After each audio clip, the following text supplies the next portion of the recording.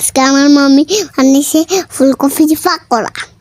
আমার বাবা অনেকগুলো সবজি এনেছে। আমার মামি এগুলো প্রসেসিং করে খাওয়া শুরু করেছে। ফুলকপিগুলোকে ভালো করে কেটে ধুয়ে নিতে হবে।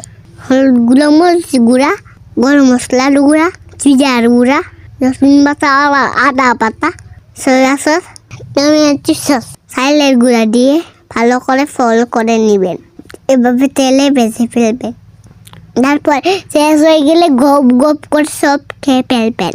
আমাদের পাকোড়া মজা হয়েছিল। আমার মামি শুধু আমার বাজা পোড়া খাবার বানায়। এগুলো বেশি খাওয়া ঠিক না, তারপরেও মাম্মি বানায়।